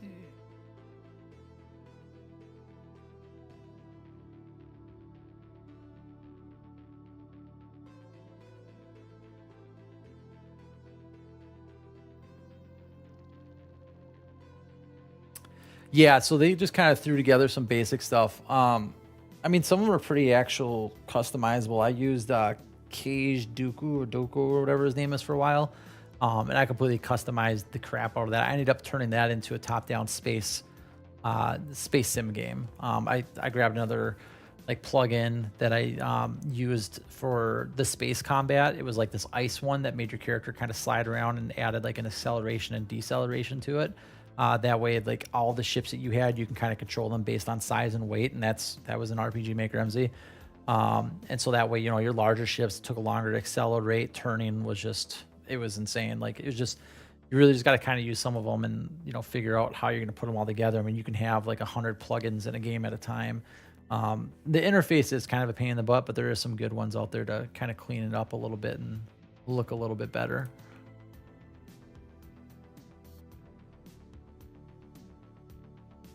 Yeah. But yeah, no, I mean, like I said, if it's not the tool for you, don't use it, you know. But I mean, I actually really think that it's a pretty solid engine, especially like, you know, it's been out for 5-6 years now or so, and with all the changes that people have had to the plugins and learning how to write them, and even honestly ChatGPT, because it's ChatGPT can write full on JavaScript, and you can have it write plugins for you. So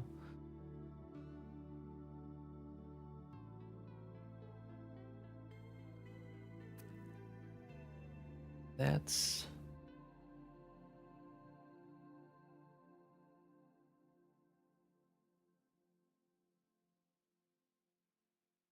all right. So how do I want to build the graveyard?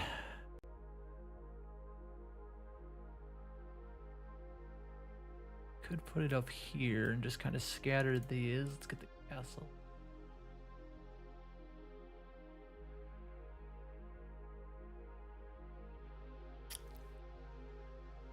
Yeah, no, I mean, yeah, definitely. If you're not interested, don't pick it up. It'd be a waste of time, especially if you have, you know, more ambitions than what it can provide. I mean, Godot is, I mean, it's a real game engine at that point, you know, so you'll be able to really customize it. And to be honest with you, finding somebody if you are looking for a dev is going to be 100 times easier in Godot than it would be trying to find someone to do RPG Maker.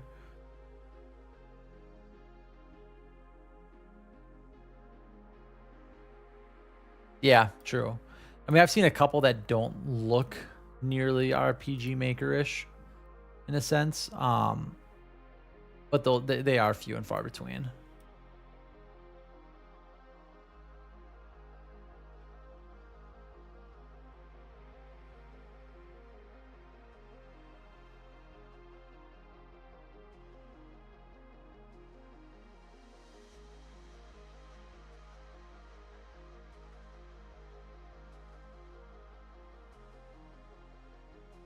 Even Game Maker is not bad. My only beef with Game Maker really is that they use GDL, I want to say is what it's called, Game Maker Development Language. So it's like a butcher bastardized version of C Sharp.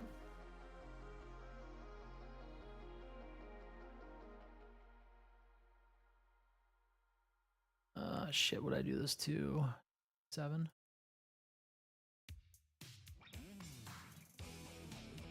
Ugh.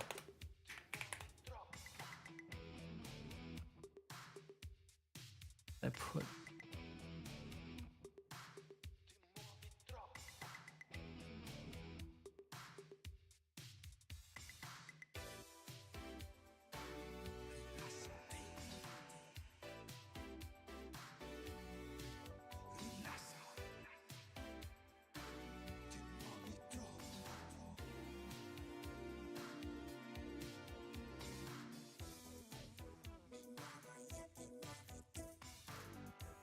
right.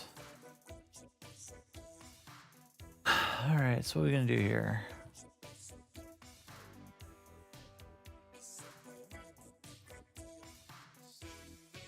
I put a fence up.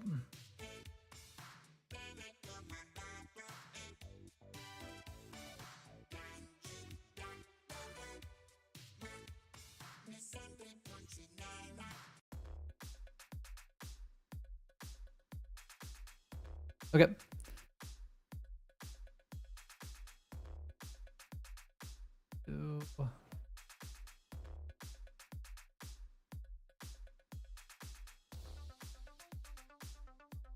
if I want to do the fences as landscape, though, is my only thing.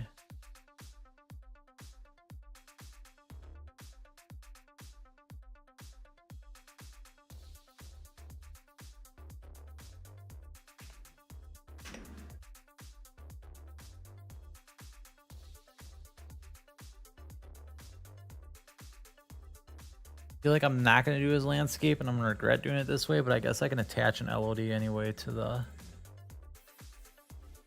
fence component. I guess that would be fine, but this will also allow me to control like the approach from the player, so I guess that's how I should do this. 0.35.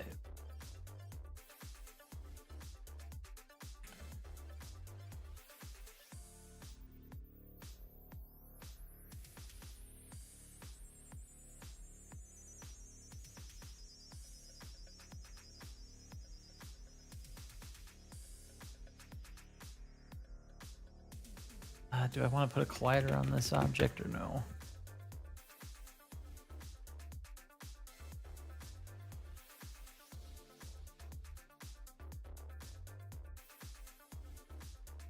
Might as well.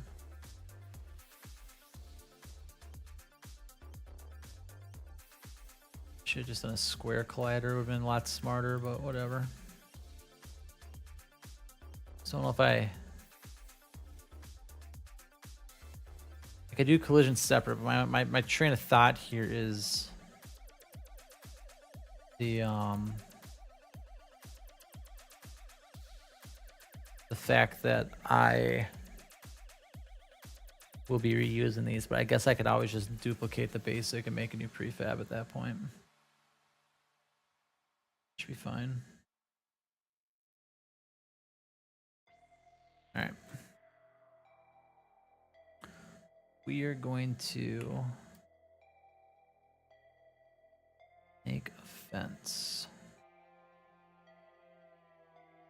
So I get this up, I'm gonna delete a few of these and just kind of pop in like the broken fences and so on and so forth too.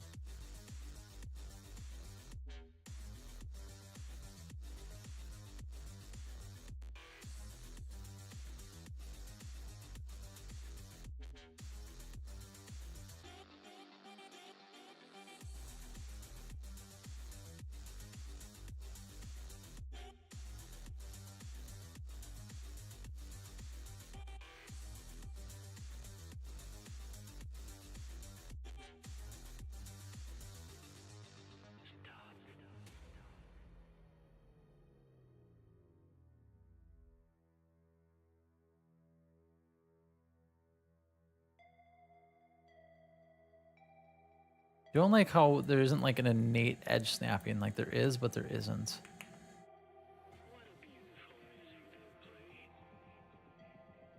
Kind of a pain in the ass.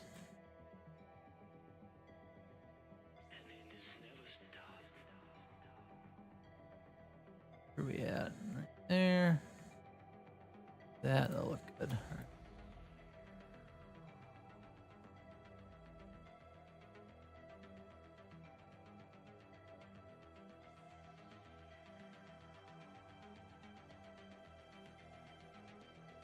Probably should go up another 2.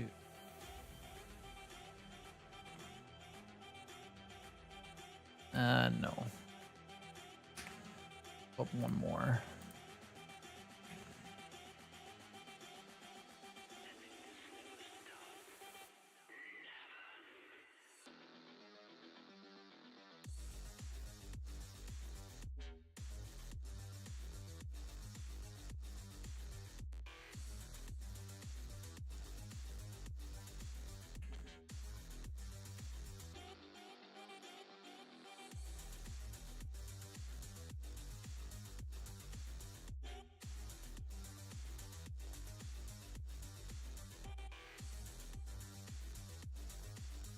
All right, perfect.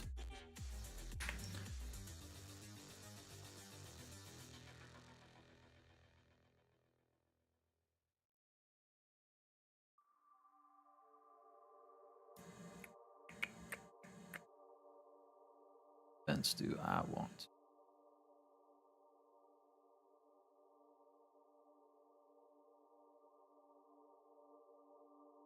I like that color.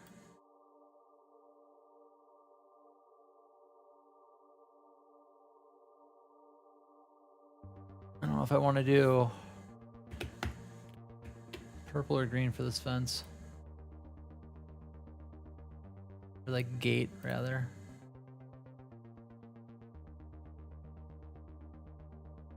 Probably the purple one, huh? Yeah. Bump this up a bit, though.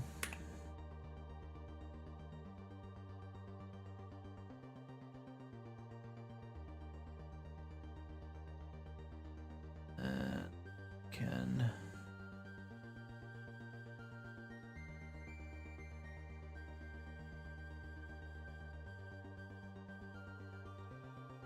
think of how I want to do this.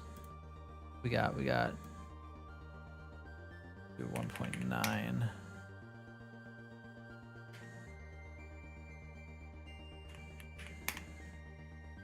It's an easy round number. If I flip this, that would look much better than grabbing a different one. Movie magic.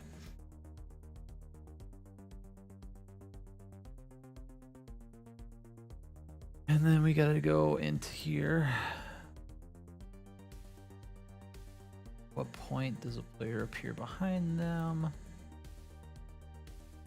Probably.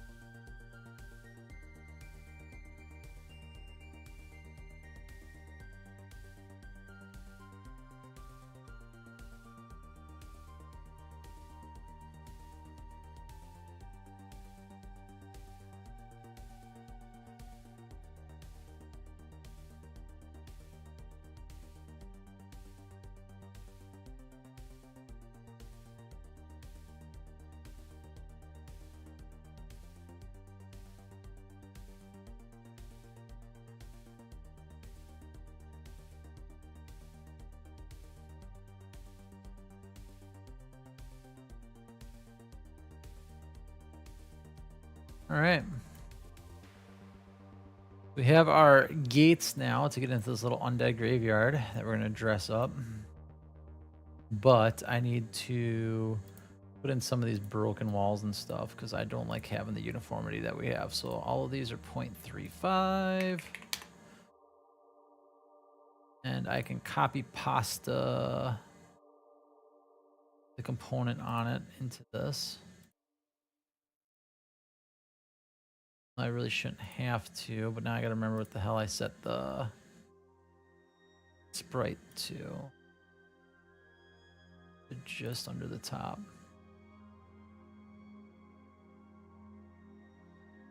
So with this game, as a 2D, and you might run into this with yours, or if whatever you may do.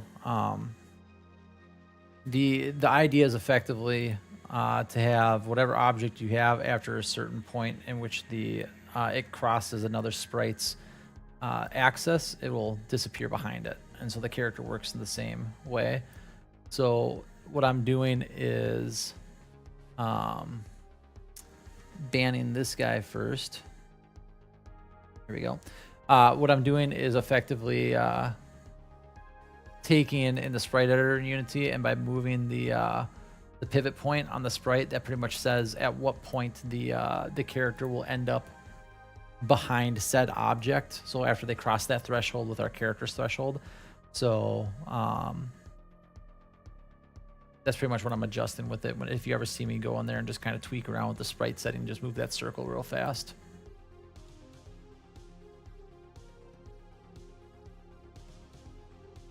Full constructed wall.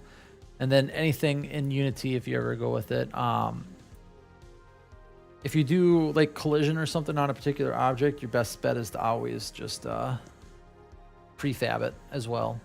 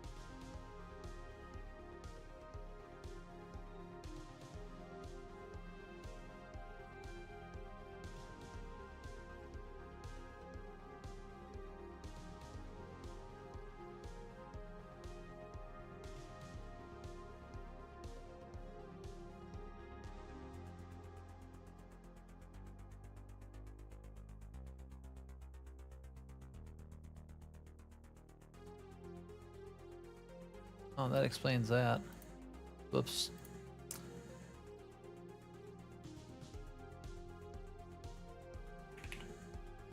My bad.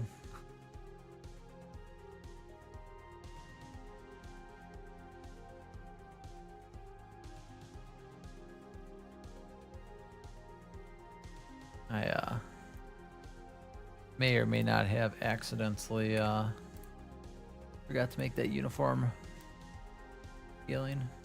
Guess it doesn't matter too bad here.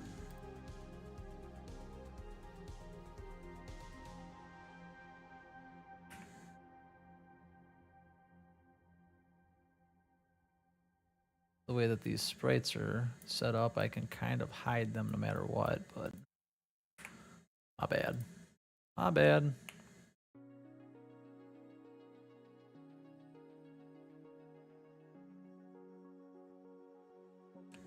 Lesson learned.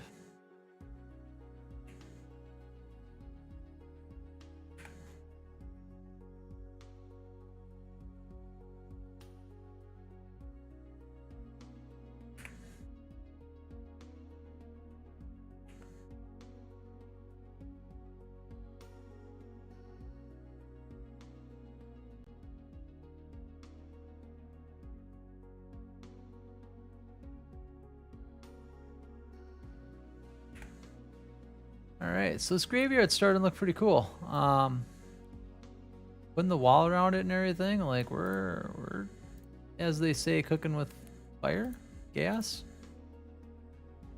something. I don't know the term. There we go.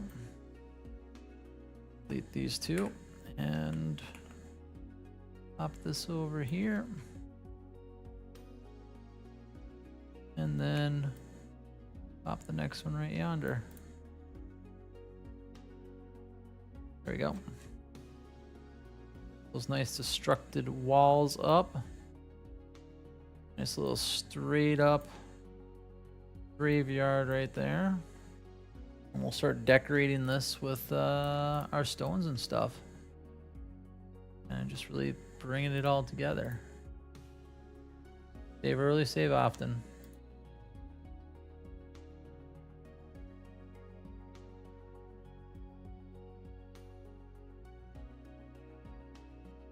Could throw like a stone sacrificial table in the center too.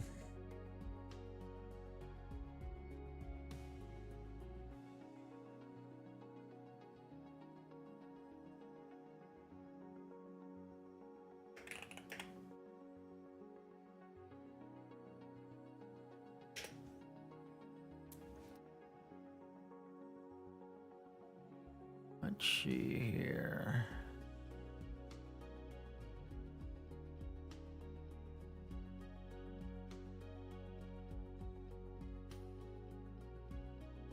Moss, ton of dead stuff, bunch of rocks.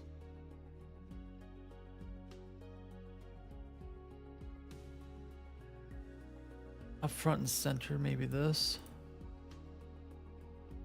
Scatter these around a little closer.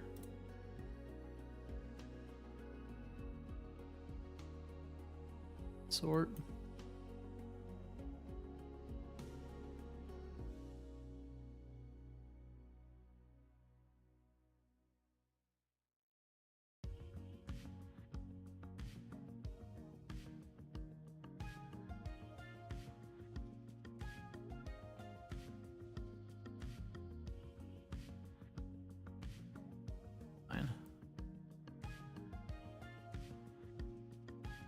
I don't know if I want to use this one because the grass is green on this. This actually looks like it should be used in a different zone. So I think I'm going to just delete it. I already had the prefab for it, so I'm fine with that. Let's take a little dead homie. I love these little guys. I like to put them just all over the damn place. They're just fun. Got lots of rocks. I got a bunch of stuff I can kind of scatter about in here if I really want to. I could throw some spikes around also, but determine what look, and this is the same thing we got to figure out when we just did this zone right here. Like we just got to kind of think about what it's gonna look like. Oh.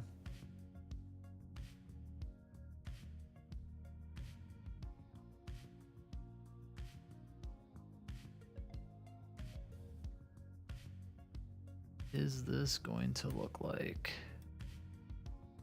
a little more uniform? Make this kind of be like the path to get in. Yeah. But I don't know. I need to think on this one. I'm probably going to call it a night though. Been working on this for a little while now. I appreciate everybody that kind of came and watched the stream. Hopefully we'll have some more going on in a couple days. So y'all take care.